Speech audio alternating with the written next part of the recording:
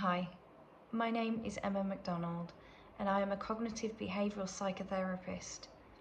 And today in this video I wanted to explore with you what is trauma-focused cognitive behavioural therapy and how can it help people who are experiencing trauma symptoms. Okay, so first of all, with trauma-focused CBT, the first part of that is coming in and meeting with your therapist and establishing that working relationship. It's really important as part of trauma therapy that you feel safe with your therapist, you feel supported by your therapist. So that's a key part of us first meeting.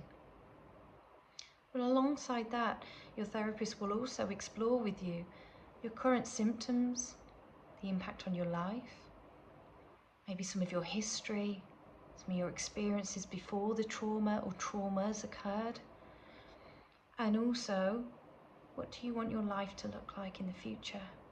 What are your goals for therapy? Therapy is a unique journey for everyone, and everyone's goals will be different as to what they would like to achieve. Following this, the therapist and yourself will start to look at devising a treatment plan and also a shared understanding of what's going on. Maybe what led up to the problem, what's maintaining the problem.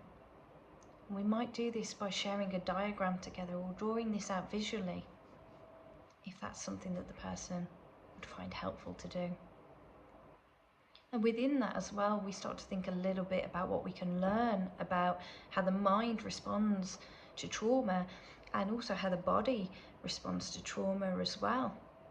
That in itself can be quite powerful to understand what's going on for you in those moments where you might feel really overwhelmed with distress. And then we start to think about what support does the person need in place, or what techniques or tools does the person need in order for them to be able to manage any distress or regulate their emotion as they go through this journey, exploring and processing the trauma memories.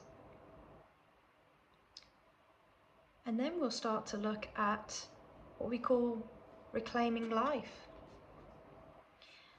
And what that involves is that often after trauma, we kind of become frozen and defined by the trauma. What I mean there is, we might have a loss of social contact with people. Maybe we've withdrawn. We haven't got the same hobbies or interests. We're not really engaged in those. Maybe a lack of motivation or interest. And therefore life looks very, very different to before the trauma. Sometimes that impacts on the view of the self. It can almost, for some people, be a loss of a sense of self. So your therapist will explore with you about reclaiming life. Do we want to resume with any of those things that we might not be doing right now? Or are there any other things that we might want to start doing? Maybe new hobbies or interests?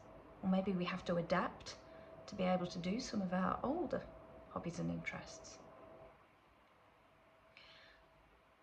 And then when the person's ready, we'll proceed on to the trauma work, in focusing on the memories or memory. First of all, we elaborate the memory. So we open it up, we explore it, and we have exposure to the memory that we would normally push away because it's too painful. But your therapist is there to support you and guide you through that process.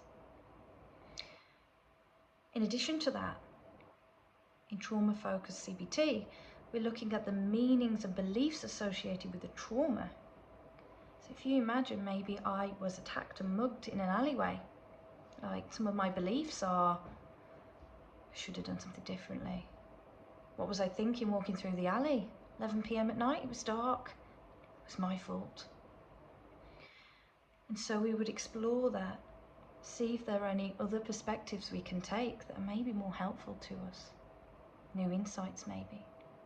Then we take those back into the trauma memory in order to alleviate some distress, which again will help the brain, the mind, to start to process that memory.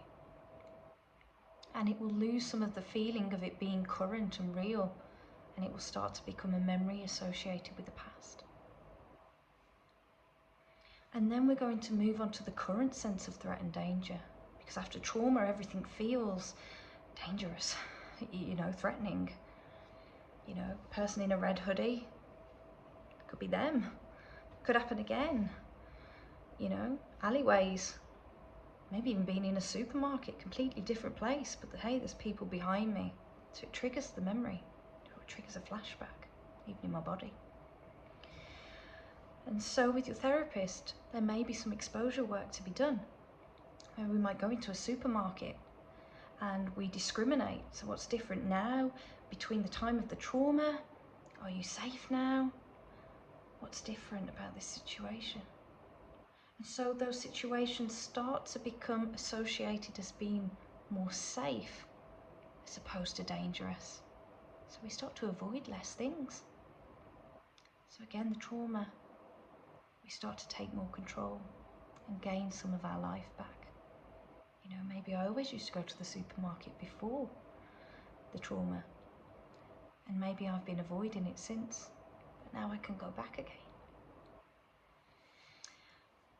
And then after that part of the work, we might explore for people, okay, how do we maintain this progress that you've made? And what do we do in case of a relapse? How do we recognise that early? What support do we need? And how do we go about getting that in place for you? And so you feel confident going forward independently after therapy. And so that's a whistle-stop tour really of cognitive behavioural therapy.